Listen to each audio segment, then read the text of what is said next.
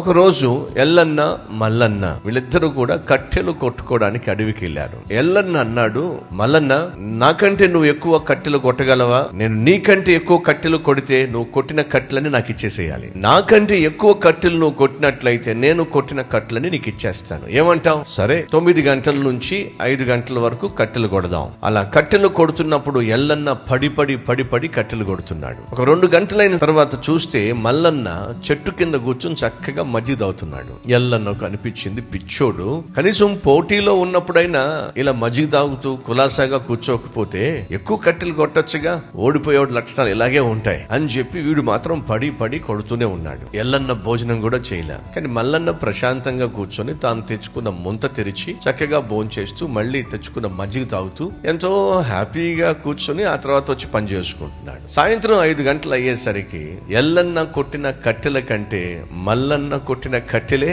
ఎక్కువ ఉన్నాయి. ఎల్లన్నకి కోపం వచ్చింది. ఎందుకని పచ్చి మంచినీళ్ళు కూడా పుచ్చుకోకుండా తెగ కట్టెలు కొట్టాడు. మధ్యాహ్నం భోజనం కూడా చేయకుండా తెగ ప్రయాసపడ్డాడు. ఇంత ప్రయాసపడిన తర్వాత తీరా చూస్తే తనకంటే మల్లన్నే ఎక్కువ కట్టెలు కొట్టేసరికి ఆ ఉక్రోషం తట్టుకోలేక ఏదో అన్యాయం జరిగిపోయింది, నువ్వు నాకంటే ఎక్కువ కట్టెలు ఎలా కొట్టగలిగావు? నేను ఎప్పుడు చూసా నువ్వు మజ్జిగ తాగుతూ ఉన్నావు, భోజనం చేస్తూ ఉన్నావు, కానీ నేనేమో పొద్దుటి నుంచి ఇప్పటిదాకా ఒక్క క్షణం నేను బ్రేక్ తీసుకోకుండా కట్టెలు కొడితే నేను తక్కువ కొట్టా, నువ్వు ఎక్కువ కొట్టావు, ఏదో జరిగింది.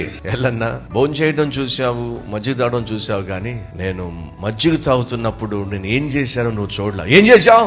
నా గొడ్డలకి నేను పదును పెడుతూ ఉండేవాడిని. నువ్వు మజ్జిగ తాగడం చూసావు, కానీ నా గొడ్డలకి పదును పెట్టడం మాత్రం నువ్వు చూడలా. నువ్వేమో మొండి గొడ్డలి పట్టుకుని ఓ తెగ కొట్టుకుంటూ కూర్చున్నావు. నేనేమో పదునైన గొడ్డలు పట్టుకెళ్ళి ఒక్క దెబ్బ కొడితే ఆ కట్టె విడిపడేది. నువ్వేమో 4 దెబ్బలు కొట్టాల్సి వచ్చేది. కాబట్టి ఏమైంది? 4 దెబ్బలు కొట్టినా ఒక కట్టె వచ్చేది, నాకు 4 దెబ్బలకు 4 కట్టెలు వచ్చేవి. నేను ఎప్పటికప్పుడు నా గొడ్డల్ని పదును పెట్టుకుంటున్నాను కాబట్టి విజయం సాధించగలిగాను.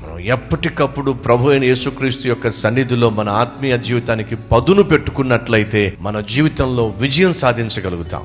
ఎప్పుడైతే మనం దేవుని సన్నిధిలో కూర్చొని మన ఆత్మీయతను పదును పెట్టుకోవడానికి బదులుగా ఎప్పుడు చూసినా కష్టపడమే, ఎప్పుడు చూసినా ఉద్యోగం చేయటమే, ఎప్పుడు చూసినా ఇంటి పని, వంట పని, ఎప్పుడు చూసినా వ్యాపారమే, ఎప్పుడు చూసినా ప్రయాణమే, కానీ దేవుని సన్నిధిలో మోకరించటానికి, ప్రార్థించటానికి నువ్వు సమయాన్ని కేటాయించకపోతే ఆత్మీయ జీవితం పదును లేకుండా చేసుకుంటున్నావు. దేవుని సహాయం లేకుండా, దేవుని సన్నిధిలో నువ్వు సమయం గడపకుండా ఈ లోకంలో ఎంత పని చేసినా, ఎంత ప్రయత్నం చేసినా, ఎన్ని ప్రయాణాలు చేసినా నువ్వు చూడవలసినటువంటి విజయాన్ని చూడలేవు అనే సత్యము మర్చిపోవద్దు.